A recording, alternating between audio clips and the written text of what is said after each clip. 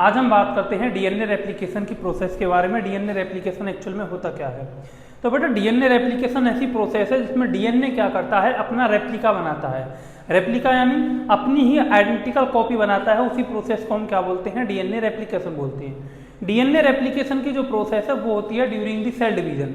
जब cell divide करने वाला होता है तो उससे पहले वो एस फेज के अंदर क्या करता है, अपना जो जेनेटिक मटेरियल है उसकी डबल कॉपी बनाता है, जिससे कि जब सेल एक सेल से दो सेल में डिवाइड हो तो दोनों सेल के अंदर जो जेनेटिक मटेरियल है वो इक्वल अमाउंट में जा सके।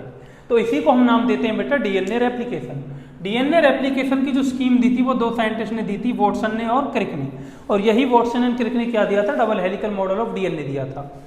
अब इसमें होता क्या है बेटा, डीएनए की दो स्ट्रैंड होती हैं और दोनों स्ट्रैंड क्या करती हैं, हाइड्रोजन बॉन्ड से अटैच होती हैं। अब दोनों स्ट्रैंड क्या करती हैं, हाइड्रोजन बॉन्ड टूटता है जिससे क्या होगा, दोनों स्ट्रैंड सेपरेट होती हैं और यही दोनों स्ट्रैंड किसकी तरह एक्ट करती हैं, एज अ टेम्पलेट की तरह वर्क करती हैं। टेम्पलेट बेटा ऐसे समझ सकते हो, टेम्पलेट एक ऐसा रीजन है जिसको देख करके डीएनए की दूसरी कॉपी बनेगी। उस स्ट्रैंड को हम नाम देते हैं टेम्पलेट स्ट्रैंड। जिसको देख करके नई कॉपी बनेगी उसे हम बोल रहे हैं टेम्पलेट। अब इसमें होता क्या है बेटा, जो दो डीएनए की स्ट्रैंड बनती हैं वो क्या बनती हैं, उनके अंदर एक स्ट्रैंड तो होती है पेरेंट वाली और एक स्ट्रैंड जो होती है नई सिंथेसाइज होगी। ऐसे समझ सकते हो कि ये क्या है, डीएनए है, इनके बीच में क्या था, पहले हाइड्रोजन बॉन्डिंग से बेस पेयरिंग हुई पड़ी थी इस तरह से। अब इनके बीच में क्या होता है, ये जो स्ट्रैंड है ये आपस में टूटते हैं और टूटने से क्या होगा, ये दोनों स्ट्रैंड कैसे हो गए, सेपरेट हो गए। और सेपरेट होने के बाद दोनों ही किसकी तरह एक्ट करेंगे, एज अ टेम्पलेट की तरह। टेम्पलेट यानी इनको देख करके नई नई स्ट्रैंड बनेगी। अब एक ये टेम्पलेट है तो इसको देख करके एक ऐसी स्ट्रैंड बनेगी, इसको देख करके दूसरी स्ट्रैंड बनेगी। तो इसमें होता क्या है बेटा, ये जो दो, एक डीएनए से एक डीएनए ये बन गया, दूसरा डीएनए ये बन गया। अब इन दोनों डीएनए के पास एक तो पेरेंट वाली स्ट्रैंड है जो पहले से प्रेजेंट थी और एक कौन सी है, न्यूली सिंथेसाइज्ड है। इन्हीं को हम नाम देते हैं semi conservative method of DNA. ये हम अभी आगे पढ़ेंगे, तो मेसेल्सन स्टार ने प्रूफ करके दिखाया था। तो बेटा इसमें क्या होता है, डीएनए रेप्लिकेशन को एक्सपेरिमेंटली प्रूफ किया था दो साइंटिस्टों ने। मेनली हम पढ़ते हैं किसके बारे में, मेसेल्सन एंड स्टार के बारे में। इन्होंने अपना एक्सपेरिमेंट कब किया था, 1958 के अंदर। और इन्होंने क्या किया था, इन्होंने प्रोकैरियोटिक डीएनए का यूज किया था, यानी बैक्टीरिया वाले डीएनए को यूज किया। और यूज करके इन्होंने बताया कि जो डीएनए रेप्लिकेशन की प्रोसेस होती है वो कैसी प्रोसेस होती है, सेमी कंजर्वेटिव होती है। यानी एक स्ट्रैंड पेरेंट वाली होगी और एक स्ट्रैंड क्या होती है, न्यूली सिंथेसाइज्ड होती है। इसी मैकेनिज्म को बोलते हैं सेमी कंजर्वेटिव मेथड। इन्होंने क्या यूज किया था बेटा, इन्होंने यूज किया था heavy isotopes of nitrogen. Nitrogen का जनरली हम लाइट आइसोटोप पढ़ते हैं N14 वाला, लेकिन इन्होंने अपने एक्सपेरिमेंट को प्रूफ करने के लिए यूज किया था हैवी आइसोटोप, यानी N15 वाला आइसोटोप यूज किया था नाइट्रोजन का। दूसरा जो एक्सपेरिमेंटली प्रूफ करके दिखाया था डीएनए सेमी कंजर्वेटिव होता है रेप्लिकेशन प्रोसेस, वो किया था बेटा टेलर एंड एटाल ने। टेलर ने अपना एक्सपेरिमेंट जो किया था, टेलर एटाल मतलब उनके जो संगी साथी थे जिनके साथ मिलकर के उसने अपना काम पूरा किया था। तो टेलर ने जो एक्सपेरिमेंट किया था वो भी कब किया था, 1958 के अंदर। और इन्होंने जो अपना एक्सपेरिमेंट किया था वो किया था बेटा एक प्लांट के ऊपर जिसका नाम है विसिया फावा।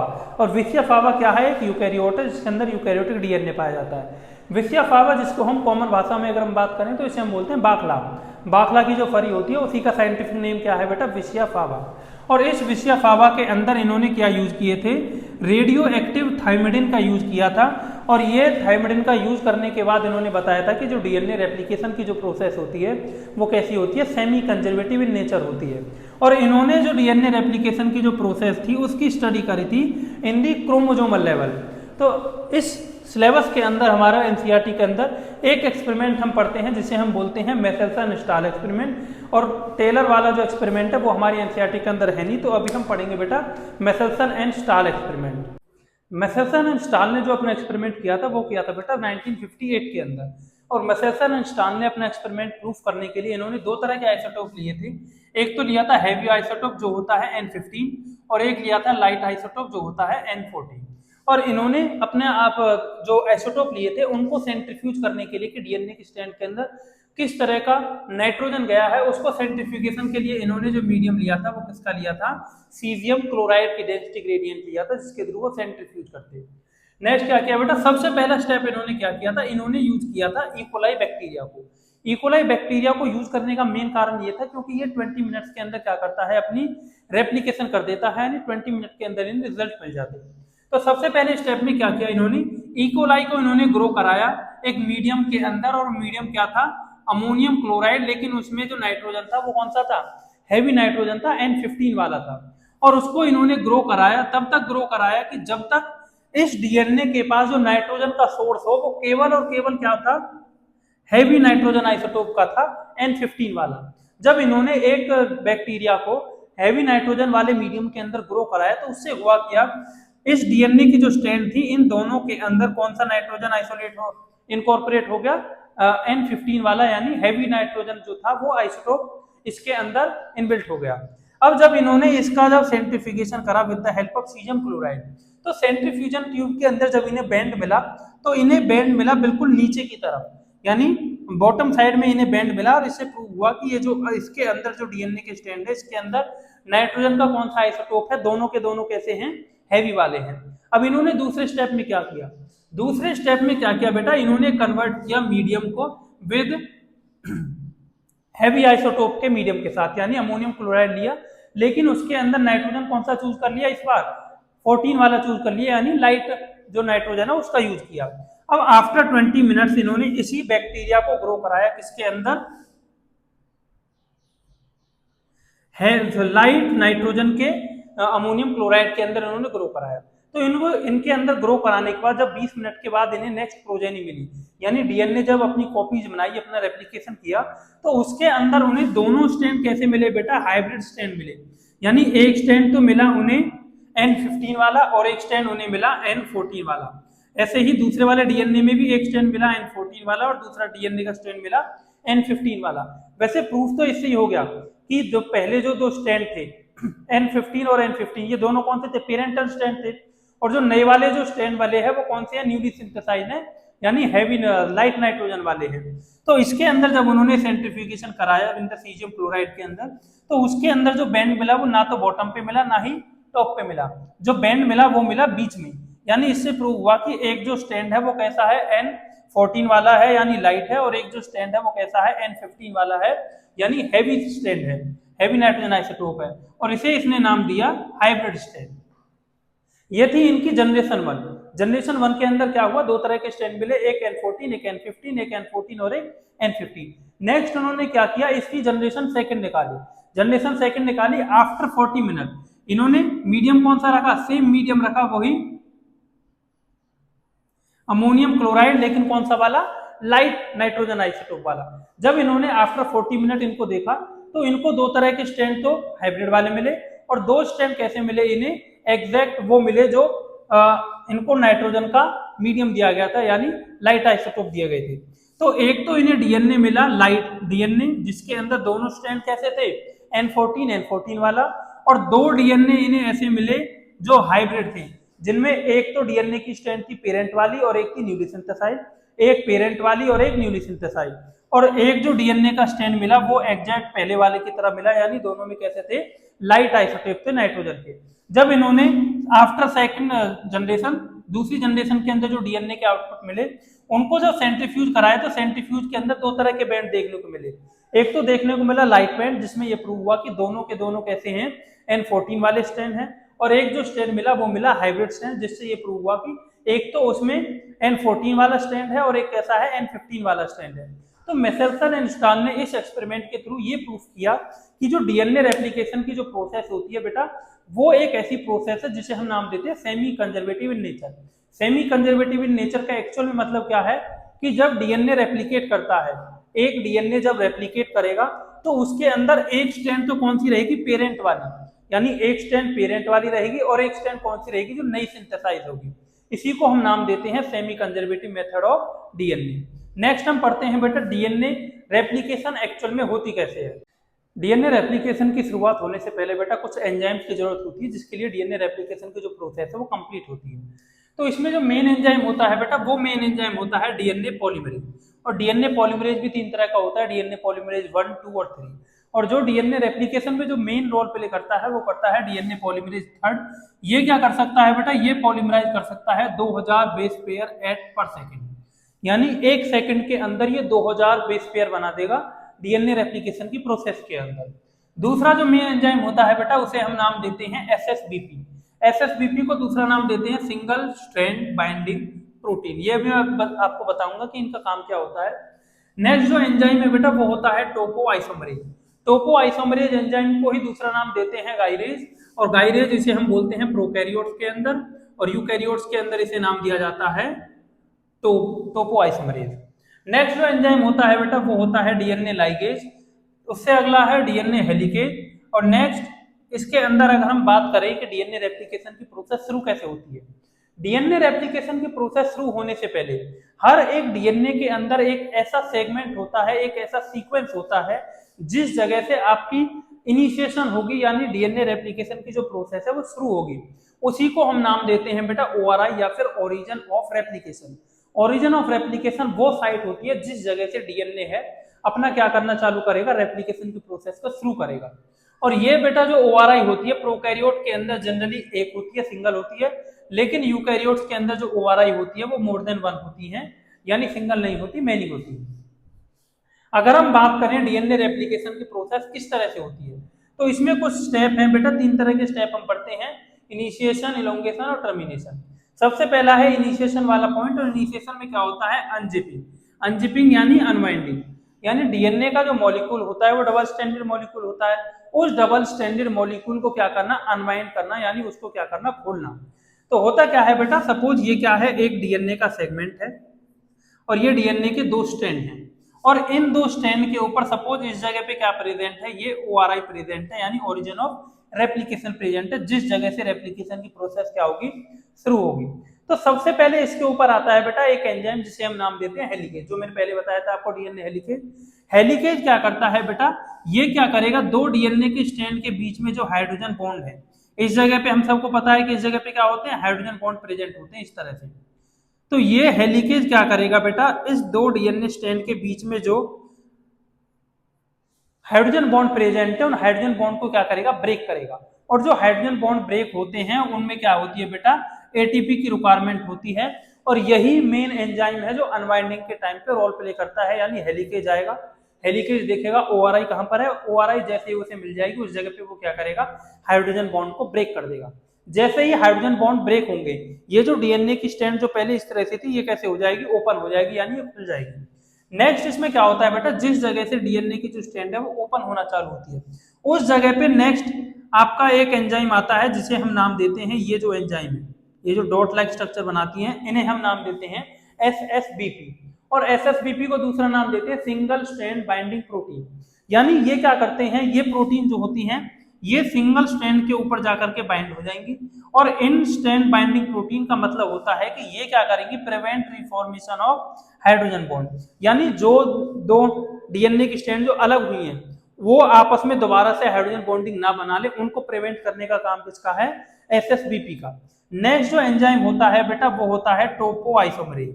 ये टोपो आइसोमरेज क्या करता है, दोनों स्ट्रैंड के कॉर्नर्स पे जाके लग जाता है जिस जगह तक आपका डीएनए का स्ट्रैंड अनवाइंड हुआ है, इसे हम नाम देते हैं टोपो आइसोमरेज। टोपो आइसोमरेज का मेन काम क्या होता है, ये करता है प्रिवेंट सुपर कॉइलिंग, यानी जब डीएनए ओपन होता रहेगा तो उसके पीछे वाला जो रीजन है उसमें ज्यादा कॉइलिंग ना हो जाए, उस कॉइलिंग को प्रिवेंट करने का काम किसका होता है, टोपो आइसोमरेज का काम होता है।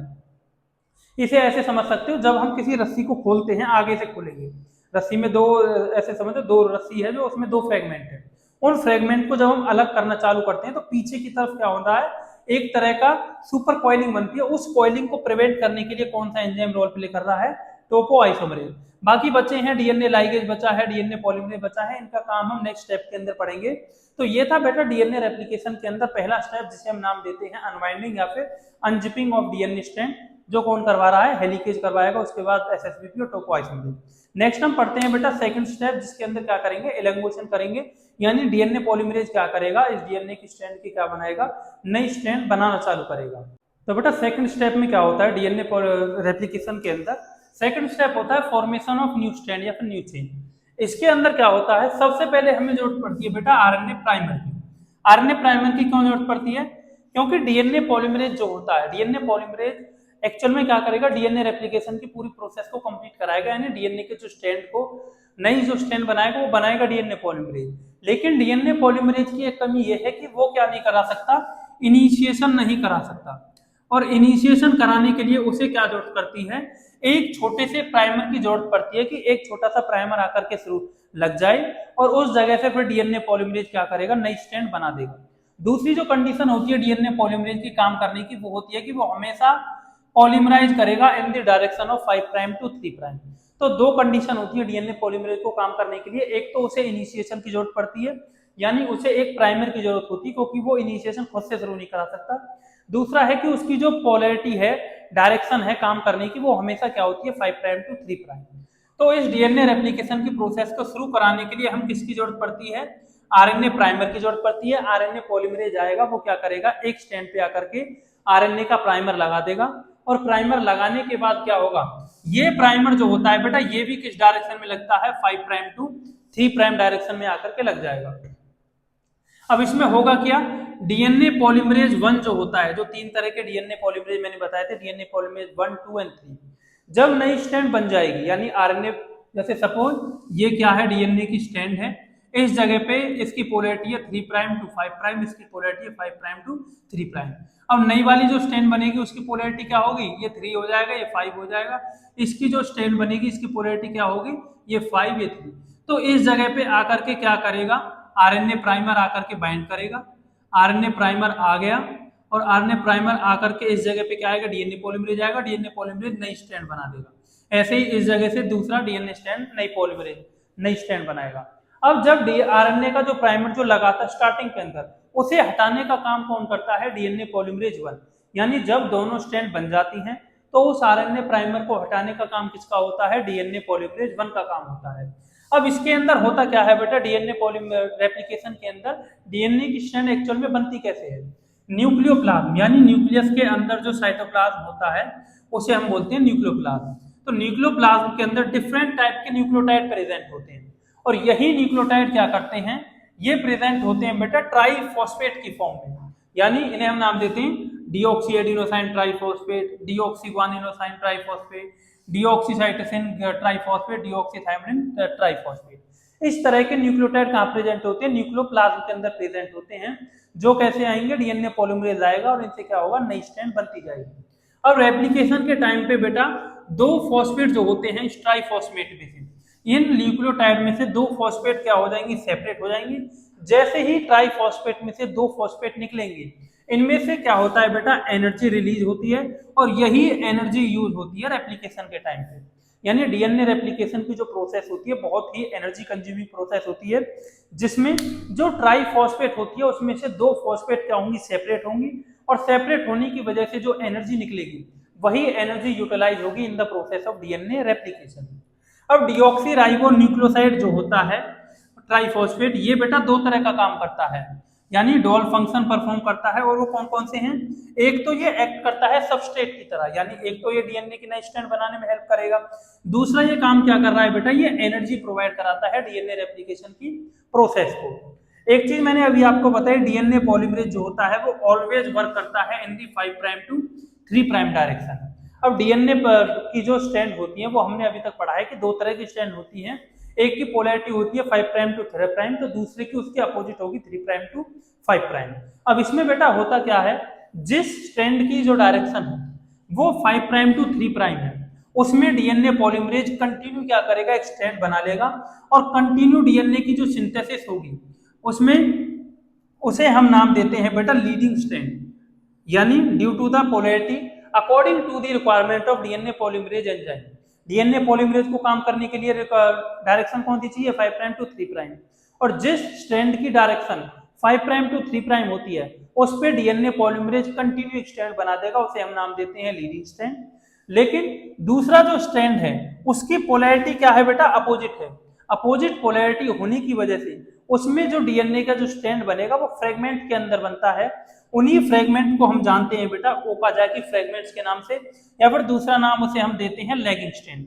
जो कंटिन्यू बन रहा है उसे हम बोलते हैं लीडिंग स्ट्रैंड और जो छोटे छोटे फ्रेगमेंट के अंदर बनता है उसे हम बोलते हैं लैगिंग स्ट्रैंड।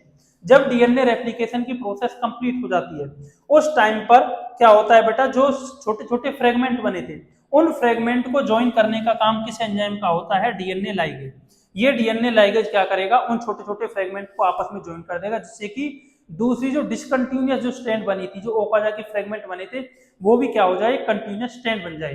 नेक्स्ट हम समझते हैं बेटा कि ये leading strand lagging strand actual में होते क्या हैं और किस तरह से नई चेन का फॉर्मेशन होता है। तो बेटा डीएनए रेप्लिकेशन के टाइम पे होता क्या है, ये सपोज क्या है, दो डीएनए के स्ट्रैंड हैं। पहले ये दोनों स्ट्रैंड कैसे थे, एग्जैक्ट ऐसे थे जैसे ऊपर वाला बनाया है। सबसे पहले क्या आया होगा, हेलिकेज एंजाइम आया होगा, उसने ओआरआई को सिलेक्ट किया। ओआरआई को सिलेक्ट करने के बाद हेलिकेज ने क्या किया, इनके बीच के जो हाइड्रोजन बॉन्ड थे उनको तोड़ दिया। तोड़ने के बाद जो डीएनए के जो स्ट्रैंड जहां तक टूटे, वो स्ट्रक्चर कैसा बन गया, इस तरह का स्ट्रक्चर बन गया, यानी वाई शेप स्ट्रक्चर बन जाता है। इसी को हम नाम देते हैं रेप्लिकेशन फॉर्क। और रेप्लिकेशन फॉर्क जो बनती है, इस जगह पे एक और एंजाइम होगा जिसे क्या बोलेंगे, टोपोआइसोमरेज। इस जगह पे और एंजाइम होंगे जिन्हें क्या बोलेंगे, एसएसबीपी, जो क्या करेंगे, इन दोनों स्ट्रैंड को अलग रखेंगे जिससे कि आपस में क्लोज ना आ जाएं और ये क्या ना बना ले, हाइड्रोजन बॉन्डिंग दोबारा से बना ना ले। अब होता क्या है बेटा, इतना स्ट्रक्चर हम पहले पढ़ चुके हैं। होगा क्या, सबसे पहले क्या आएगा, डीएनए पॉलीमरेज आना चाहिए। डीएनए पॉलीमरेज क्या करेगा, डीएनए के नए स्ट्रैंड बनाएगा। लेकिन डीएनए पॉलीमरेज की मैंने आपको दो कंडीशन बताई। एक तो वो खुद से शुरू नहीं कर सकता, डीएनए रेप्लिकेशन की जो प्रोसेस है वो खुद से इनिशिएट नहीं कर सकता। दूसरा ये है कि उसे काम करना है केवल और केवल 5 प्राइम टू 3 प्राइम की डायरेक्शन में। तो सबसे पहले क्या होगा, डीएनए के स्ट्रैंड हमने दो तरह के होते हैं और जिनमें पोलैरिटी क्या होती है, एक स्ट्रैंड की पोलैरिटी होती है 5 प्राइम टू 3 प्राइम, तो दूसरे स्ट्रैंड की पोलैरिटी होती है 3 प्राइम टू 5 प्राइम। तो जब इस वाले स्ट्रैंड की नई स्ट्रैंड बनेगी तो उसकी डायरेक्शन क्या होगी, ये 5 होगा और ये क्या होगा, 3rd होगा। ऐसे ही इसकी 3 प्राइम ऊपर है तो इसकी 3 प्राइम कहाँ जाएगी, नीचे आ जाएगी। 5 प्राइम नीचे है तो इसकी दूसरी नई स्ट्रैंड की 5 प्राइम क्या आएगी, ऊपर आएगी। तो सबसे पहले क्या होगा, आरएनए प्राइमर आएगा इस जगह पे, इस जगह पे आकर के ये क्या है, ब्लू कलर का आरएनए प्राइमर।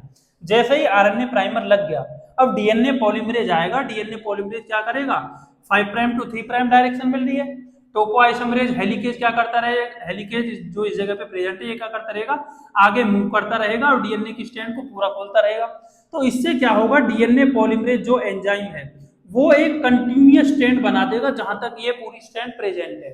तो इस तरह से एक जो स्ट्रैंड बनेगी वो तो कंटिन्यूअस बनेगी। इसे हम नाम देते हैं बेटा लीडिंग स्ट्रैंड, लीडिंग स्ट्रैंड बोलते हैं। या फिर दूसरा इसे हम नाम देते हैं कंटिन्यूअस स्ट्रैंड, क्योंकि ये डीएनए पॉलीमरेज की डायरेक्शन में बन रही है 5 प्राइम टू 3 प्राइम और ये हेलिकेज इसको खोलता रहेगा, टोपोआइसोमरेज सुपर कॉइलिंग को रोकता रहेगा और हेलिकेज पीछे की तरफ मूव करता रहेगा और डीएनए पॉलीमरेज नई स्ट्रैंड बनाता रहेगा। तो एक तो बनी लीडिंग स्ट्रैंड। लेकिन होता क्या है, दूसरी जो स्ट्रैंड है बेटा जिसकी पोलैरिटी अपोजिट है, यानी 3 प्राइम टू 5 प्राइम, अब इसमें जो डीएनए की जो पोलैरिटी है अगर हम नीचे से बनाएं, जैसे इसमें हमने नीचे से शुरू किया, इसको अगर नीचे से बनाएं तो इसकी पोलैरिटी क्या आ रही है, नीचे 3 प्राइम होगा, ऊपर 5 प्राइम होगा। तो ये तो पोलैरिटी अपोजिट हो गई और आरएनए प्राइमर है वो भी 5 प्राइम टू 3 प्राइम पे आकर अटैच होगा और डीएनए पॉलीमरेज है वो भी काम किस पे करेगा, 5 प्राइम टू 3 प्राइम पे। तो इसमें होता क्या है बेटा, जैसे सपोज हेलिकेज ने यहां तक डीएनए को अनवाइंड कर दिया, अनवाइंड करने के बाद पहले आरएनए प्राइमर इस जगह पे लगेगा, आरएनए प्राइमर इस जगह पे लगने के बाद डीएनए पॉलीमरेज आएगा, फिर वो इतने यहां तक की क्या बनाएगा, स्ट्रैंड बनाएगा। ऐसे ही स्टार्टिंग पे आरएनए प्राइमर यहां लगा होगा, डीएनए पॉलीमरेज इतनी स्ट्रैंड बनाएगी, फिर डीएनए इतना ओपन हुआ, फिर आरएनए प्राइमर यहां लगा, फिर डीएनए ने इतनी स्ट्रैंड बनाई, डीएनए पॉलीमरेज ने। फिर डीएनए ये जो हेलिकेज है दोबारा ओपन करेगा, फिर सपोज यहां तक ओपन कर दिया, फिर इस जगह पे क्या करेगा, आरएनए प्राइमर लगेगा, फिर डीएनए पॉलीमरेज आएगा, फिर वो नई स्ट्रैंड बनाएगा। तो इस तरह से होता क्या है, छोटे छोटे फ्रेगमेंट के अंदर डीएनए रेप्लिकेट करेगा, यानी जो स्ट्रैंड है वो छोटे छोटे फ्रेगमेंट के अंदर बनेगी। इन्हीं फ्रेगमेंट को हम नाम देते हैं बेटा ओकाजाकी फ्रेगमेंट, ओकाजाकी फ्रेगमेंट, या फिर दूसरा हम नाम देते हैं लैगिंग स्ट्रैंड। उसे लीडिंग स्ट्रैंड क्यों बोला, क्योंकि वो कंटिन्यूअस चल रही है, उसे कंटिन्यूअस स्ट्रैंड बोलते हैं। इसे हम बोलते हैं लैगिंग स्ट्रैंड या फिर डिसकंटिन्यूअस स्ट्रैंड, क्योंकि इसमें जो स्ट्रैंड है वो छोटे छोटे फ्रेगमेंट में बनेगा, कंटिन्यूअसली नहीं बनेगा। इन्हीं को हम बोलते हैं बेटा लीडिंग स्ट्रैंड और लैगिंग स्ट्रैंड, और लैगिंग स्ट्रैंड को इस दूसरा नाम देते हैं ओकाजाकी फ्रेगमेंट। जब ये डीएनए की स्ट्रैंड जो है कंप्लीट हो जाएगी, सपोज ये वाली स्ट्रैंड पूरी हो गई, यहां तक आ गई इस तरह से, इसे इसमें तो कोई जरूरत है ही नहीं, लेकिन इसमें क्या होगा, छोटे छोटे क्या होंगे, फ्रेगमेंट होंगे। तो इस जगह पे क्या आएगा, डीएनए लाइगेज आएगा। डीएनए लाइगेज क्या करेगा, इन छोटे छोटे जो फ्रेगमेंट है इनको क्या करेगा, आपस में अटैच कराएगा। नेक्स्ट आएगा बेटा डीएनए पॉलीमरेज 1, और डीएनए पॉलीमरेज 1 क्या करेगा, इन आरएनए के जो प्राइमर लगे थे जगह जगह, इन आरएनए के प्राइमर को क्या करेगा, रिमूव करेगा। लास्ट हमारा जो टॉपिक बचा है बेटा डीएनए रेप्लिकेशन के अंदर, वो बचा है डीएनए पॉलीमरेज के टाइप्स। जनरली डीएनए पॉलीमरेज 3 तरह के होते हैं, डीएनए पॉलीमरेज 1, 2, 3। तो पहले हम पढ़ते हैं डीएनए पॉलीमरेज 1। डीएनए पॉलीमरेज 1 की जो डिस्कवरी करी थी वो करी थी बेटा कॉर्नबर्ग नाम का एक साइंटिस्ट था, और कब करी थी 1957 के अंदर कॉर्नबर्ग ने इसकी डिस्कवरी करी थी। इसी वजह से डीएनए पॉलीमरेज को दूसरा हम नाम देते हैं कॉर्नबर्ग एंजाइम, उसी के नाम पे रख दिया है कॉर्नबर्ग एंजाइम। कॉर्नबर्ग ने दूसरा काम क्या किया था बेटा, इन्होंने अपनी लैब के अंदर सिंथेसाइज किया था डीएनए, यानी कॉर्नबर्ग ने डीएनए को लेबोरेटरी के अंदर सिंथेसाइज करके दिखाया था। अब ये जो एंजाइम होता है डीएनए पॉलीमरेज, ये क्या करता है बेटा, ये एंजाइम फंक्शन करता है एज अ एक्सोन्यूक्लियस। एक्सोन्यूक्लियस क्या होते हैं, ऐसे एंजाइम होते हैं जो किसी चीज को ब्रेक करते हैं, यानी ये क्या करते हैं, सेपरेट करते हैं आरएनए प्राइमर को। जो आरएनए प्राइमर स्टार्टिंग में लगे थे उन आरएनए प्राइमर को रिमूव करने का काम किसका है, आरएनए पॉलीमरेज 1 का। इसी वजह से इस डीएनए पॉलीमरेज 1 को हम दूसरा नाम देते हैं DNA repair enzyme. Next DNA polymerase है बेटा डीएनए पॉलीमरेज 2। डीएनए पॉलीमरेज 2 जो होता है ये लीस्ट रिएक्टिव होता है इन रेप्लिकेशन के अंदर, यानी तीनों डीएनए पॉलीमरेज के अंदर सबसे कम काम कौन सा करता है, डीएनए पॉलीमरेज 2 करता है। और ये डीएनए रिपेयरिंग करता है at the time when there is absence of DNA polymerase 1 and DNA polymerase 3, यानी जब सेल के अंदर डीएनए पॉलीमरेज 1 और डीएनए पॉलीमरेज 3 इनएक्टिव होंगे, एब्सेंट होंगे, उस टाइम पर डीएनए की रिपेयरिंग का काम कौन करेगा, डीएनए पॉलीमरेज 2 करेगा। लास्ट है डीएनए पॉलीमरेज 3, ये मेन एंजाइम होता है रेप्लिकेशन की प्रोसेस में और सबसे ज्यादा इंपोर्टेंट एंजाइम होता है, क्योंकि यही क्या बनाता है, लार्जर स्ट्रैंड बनाता है डीएनए की रेप्लिकेशन के टाइम पे। इसी वजह से डीएनए पॉलीमरेज 3 को हम दूसरा नाम देते हैं बेटा रेप्लिकेट। तो इस तरह से आज का हमारा टॉपिक खत्म होता है डीएनए रेप्लिकेशन। पहले हमने मसेल्सन स्टाल एक्सपेरिमेंट पढ़ा, फिर टेलर एट अल का जो एक्सपेरिमेंट था विशेफावा पे वो पढ़ा, नेक्स्ट हमने फिर पढ़ा डीएनए रेप्लिकेशन की प्रोसेस किस तरह से कंप्लीट होती है। तो ऐसे ही इन्फॉर्मेटिव वीडियोस के लिए, बायो से रिलेटेड कंटेंट के लिए मेरे पेज बायोवेंजर 20 को फॉलो करें। Thank you so much.